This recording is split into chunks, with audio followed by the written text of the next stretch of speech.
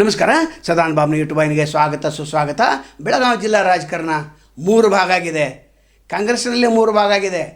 ಜಾರಕಿಹೊಳಿ ಒಂದು ಗುಂಪು, ಇವ್ರು ಯಾರು ಹೇಳ್ತಾರೆ ಅವರಿಗೆ ನಿಗಮ ಮಂಡಳಿ ಆಗ್ತಾಯಿದೆ. ಅಧಿಕಾರಿಗಳು ಕೂಡ ಇವ್ರು ಹೇಳ್ತಾರೆ ಅವರ ಬರ್ತಾ ಇದ್ದಾರೆ. ನಂತರ ಇನ್ನೊಂದು ಗುಂಪು ಲಕ್ಷ್ಮೀ ಹೆಬ್ಬಾಳ್ಕರ್ ಗುಂಪು ಕೂಡ ರೆಡಿಯಾಗಿದೆ. ಅವ್ರು ಹೇಳ್ತಾ ಇಲ್ಲ ಅಷ್ಟೇ. ಜಾರಕಿಹೊಳಿ ಪರವಾಗಿ ನಾವು ಇದ್ದರೂ ಕೂಡ ಅದು ಒಂದು ಗುಂಪಾಗಿದೆ. ಯಾಕಂದ್ರೆ ಮಂತ್ರಿ ಸ್ಥಾನ ಸಿಕ್ಕಿಲ್ಲ. ಇವರೇ ಏನಾದರೂ ಕಾರಣ ಇರ್ಬೋದಂತ ಸಂಶಯ ಕೂಡ ಅಲ್ಲಿ ಮೂಡಿ ಬರ್ತಾ ಇದೆ. ಇವ್ರು ಹೇಳಿದ ಕ್ಯಾಂಡಿಡೇಟ್ಗಳನ್ನು ಬೇರೆ, ಆದರೆ ಅವ್ರಿಗೆ ಕೊಡಲಿಲ್ಲ. ಆದರೆ ಲಕ್ಷ್ಮೀ ಹೆಬ್ಬಾಳ್ಕರ್ದ ಪ್ರಸ್ತಾಪವನ್ನು ಯಾರೂ ಮಾಡಿಲ್ಲ. ಮೊದಲೇ ಮಾಡಿದರೆ ಮೊದಲನೇ ಲಿಸ್ಟಲ್ಲಿ ಅಲ್ಲ, 2ನೇ ಲಿಸ್ಟಲ್ಲಿ ಆಗ್ತಿತ್ತು. ಅದನ್ನು ಮಾಡಿಲ್ಲ. ಇದೊಂದು ಗುಂಪು ರೆಡಿಯಾಗಿದೆ. ಇನ್ನು ಲಕ್ಷ್ಮಣ ಸವದಿ ಮಂತ್ರಿ ಸ್ಥಾನ ಸಿಕ್ಕು. ಇವ್ರು ಯಾರೂ ಆನಂದವನ್ನು ಪಡಲಿಲ್ಲ. ಕಾಂಗ್ರೆಸ್ ಭವನದಲ್ಲಿ ಇವು ಮಂತ್ರಿಯನ್ನು ಕರೆಸಿ ದೊಡ್ಡ ಪ್ರಮಾಣದಲ್ಲಿ ಸತ್ಕಾರ ಮಾಡಬೇಕಾಗಿತ್ತು. ಅದೂ ಇಲ್ಲ.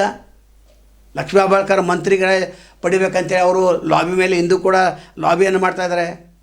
ಅಲ್ಲಿ ಉಮಾಶ್ರೀ ನನಗೆ ಬೇಕಂತಿದ್ದಾರೆ, ಮೊಟಮ್ಮನ ಮಗಳು ನನಗೆ ಬೇಕಂತ ಅವ್ರು ಹೇಳ್ತಾಯಿದ್ದಾರೆ. ಇದ್ರ ಜೊತೆ ಹಿಂದಿನ ಪಟ್ಟಿಯಲ್ಲಿದ್ದಂಥ ಗಾಯತ್ರಿ ಅವರು ಕೂಡ ನಂದೇ ಅಂತಿಮ ಅಂತ ಹೇಳ್ತಿದ್ದಾರೆ. ಅಂದರೆ ಇಲ್ಲಿ ಬೆಳಗಾವಿ ಜಿಲ್ಲಾ ರಾಜಕಾರಣಕ್ಕೆ ಬಂದಾಗ ಲಕ್ಷ್ಮಣ ಸವದಿ ಅವ್ರ ಗುಂಪು ಇನ್ನೊಂದು ರೆಡಿ ಆಗ್ತಾಯಿದೆ. ಅಂದರೆ ಲಿಂಗಾಯತರಲ್ಲಿ 2 ಗುಂಪು ಆಯ್ತಂತ. ಇದು ಡಿವೈಡ್ ಆ್ಯಂಡ್ ರೂಲ್ ಪಾಲಿಸಿ ಅಂತಾರೆ. ಲಕ್ಷ್ಮಣ ಸವದಿಯವರಿಗೆ ಏನು ಗೌರವ ಸಿಗಬೇಕಾಯ್ತು, ಗೌರವ ಸಿಕ್ಕಿಲ್ಲ. ಅಪಮಾನ ಮಾಡಿದರು. ಕಾಂಗ್ರೆಸ್ ಅವರು ಅಪಮಾನ ಮಾಡಿದ್ದಾರೆ. ಅಲ್ಲಿ ಮಂತ್ರಿ ಪದ ಸಿಕ್ತು.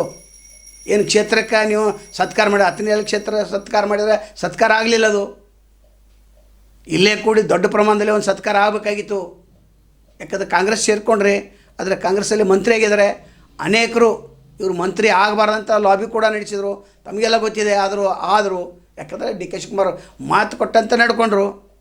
ಅದು ಈಗ ಇಲ್ಲಿ ಬೆಳಗಾವಿ ಜಿಲ್ಲಾ ಕಾಂಗ್ರೆಸ್ನಲ್ಲಿ 3 ಭಾಗ ಆಗದದ್ದು ಒಂದು ಮಾಡೋರು ಯಾರು ಸಾಧ್ಯನೇ ಇಲ್ಲ. ಮುಂದಿನ ಸಲ ಏನು 11 ಜನ ಬಂದರೆ ಇದು ಕಡಿಮೆ ಆಗುವಂಥ ಸಾಧ್ಯತೆ ಭಾಳ ಹೆಚ್ಚು. ಯಾಕಂದ್ರೆ ಇವರು ಒಬ್ಬರೊಬ್ಬರು ಕಾಲು ಎಳೆಯವ್ರನ್ನ ಇನ್ನು 2 ವರ್ಷ ಇದೆ. ಪಕ್ಷ ಸಂಘಟನೆ ಮಾಡಿರಿ, ತಳಮಟ್ಟದಿಂದ ಮಾಡಿರಿ ಅಂತ ಕಾಂಗ್ರೆಸ್ ಅವರು 70 ವರ್ಷದಿಂದ ಅದನ್ನೇ ಹೇಳಕ್ಕೆ ಬಂದಿದ್ದಾರೆ. ತಳಮಟ್ಟ ಇಲ್ಲ, ಏನೂ ಇಲ್ಲ. ಇವ್ರ ಸಂಘಟನೆನೇ ಇಲ್ಲ. ಒಂದು ನ್ಯಾಷನಲ್ ಟಿ ವಿ ಇಲ್ಲ, ಒಂದು ಜಿಲ್ಲಾ ಲೆವೆಲ್ ಟಿ ವಿ ಇಲ್ಲ. ತಮ್ಮದೇ ಆದಂಥ ಯೂಟ್ಯೂಬ್ ಚಾನಲ್ ಸೃಷ್ಟಿ ಮಾಡಿಕೊಂಡು ಅವರಿಗೇನು ಮಂತ್ಲಿ ಏನು ಕೊಡಬೇಕು ಅಥವಾ ವರ್ಷಕ್ಕೆ ಏನು ಕೊಡ್ಕೋತ ಕೂತಾರೆ. ಅವ್ರ ಪ್ರಚಾರವನ್ನು ಯೂಟ್ಯೂಬರ್ ಮಾಡ್ತಾಯಿದ್ದಾರೆ. ಅಷ್ಟೇ ಇದೆ ಅವಲ್ಲಿ. ಅದ್ರ ಗುಂಪುಗಾರಿಕೆ ಹೋಗಲಾಡಿಸಲಿಕ್ಕೆ ಯಾರು ಮುಂದಾಳತ್ವ ವಹಿಸಬೇಕು? ಡಿ ಕೆ ಶಿವಕುಮಾರ್ ಕಡೆಯಿಂದ ಆಗೋದಿಲ್ಲ, ಜಾರಕಿಹೊಳಿಯಿಂದ ಆಗೋದಿಲ್ಲ.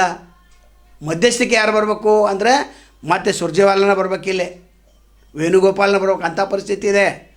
ಈಗ ಸುಧಾರಿಸದೇ ಇದ್ದರೆ ಮುಂದಿನ ದಿನಗಳಲ್ಲಿ ಭಾಳ ಕಷ್ಟದ ಪರಿಸ್ಥಿತಿಯಲ್ಲಿ ಕಾಂಗ್ರೆಸ್ ಸಿಕ್ಕಿ ಹಾಕಿಕೊಳ್ತಾರೆ. ಒಟ್ಟಾರೆ ಇವತ್ತಿನ ವಿಡಿಯೋ ತಾತ್ಪರ್ಯ ಅಂದರೆ ಕಾಂಗ್ರೆಸ್ಸಲ್ಲಿ 3 ಭಾಗ ಆಗಿದ್ದು ನಿಶ್ಚಿತ. ಅವ್ರು ಇಲ್ಲ ಅಂತಾರೆ. ಇನ್ನು ಅಹಿಂದ ಆ ಸಂಘಟನೆಗೆ ಸೆಪ್ಟೆಂಬರ್ ಮುಂದಿನ ತಿಂಗಳ ಅಹಿಂದ ಚಳವಳಿ ಪ್ರಾರಂಭ ಆಗೋದಿದೆ. ಸಿದ್ದರಾಮಯ್ಯ ನೇತೃತ್ವ ವಹಿಸ್ತಾರೋ ಅಥವಾ ಇನ್ನಾರು ವಹಿಸ್ತಾರೋ ಕಾದು ನೋಡಬೇಕು.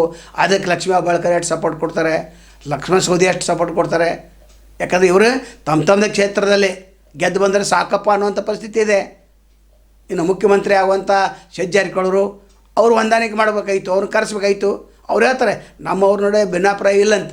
ಭಿನ್ನಾಭಿಪ್ರಾಯ ಇಲ್ಲ, ದೊಡ್ಡ ಪ್ರಮಾಣದಲ್ಲಿ ಸತ್ಕಾರ ಮಾಡಬೇಕಾಗಿತ್ತು. ಈಗ ಖರೆ ಹೇಳಬೇಕಂದ್ರೆ ಲಕ್ಷ್ಮಣ ಸವದಿಗೆ ಅಪಮಾನ ಆಗಿದೆ.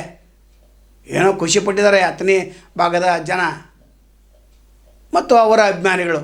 ಆದರೆ ಕಾಂಗ್ರೆಸ್ನವರು ಇಲ್ಲಿ ಡಿವೈಡ್ ಆಗಿದ್ದರಿಂದ ತಟಸ್ಥ ನಿಲುವನ್ನು ತಾಳಿದ್ದಾರೆ. ಒಟ್ಟಾರೆ ಈ ಪರಿಸ್ಥಿತಿ ಯಾವ ರೀತಿ ಶಾಂತ ಆಗ್ತೈತೆ ಕಾದು ನೋಡ್ಬೇಕು. ನಾಳೆ ಮತ್ತೊಂದು ತಮ್ಮನ್ನು ಭೇಟಾಗ್ತೇವೆ. ಅಲ್ಲಿವರೆಗೆ ಎಲ್ಚಿವಾಗಲಿ. ನಮಸ್ಕಾರ. ಅನೇಕ ದಿಟ್ಟ ವರದಿಗಳನ್ನು ನಾವು ನಿರಂತರವಾಗಿ ಮಾಡ್ತಾ ಇರ್ತೇವೆ.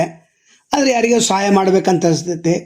ಆ ಸಹಾಯ ಮಾಡೋರು ಇಲ್ಲಿ ಫೋನ್ಪೇ ನಂಬರ್ ಇದೆ, ಗೂಗಲ್ ಪೇ ನಂಬರ್ ಇದೆ, ನೀವು ಸಹಾಯ ಮಾಡ್ಬೋದು. ಯಾಕಂದರೆ ಗಟ್ಟಿ ಧ್ವನಿ ನಮ್ಮದು.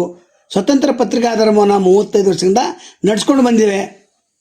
ನೀವು ಇದಕ್ಕೆ ಸಹಾಯ ಮಾಡಿದ್ರೆ ಇನ್ನಷ್ಟು ಗಟ್ಟಿ ಧ್ವನಿಯಲ್ಲಿ ನಾವು ವರದಿ ಮಾಡಲಿಕ್ಕೆ ಸಾಧ್ಯ ಇದೆ.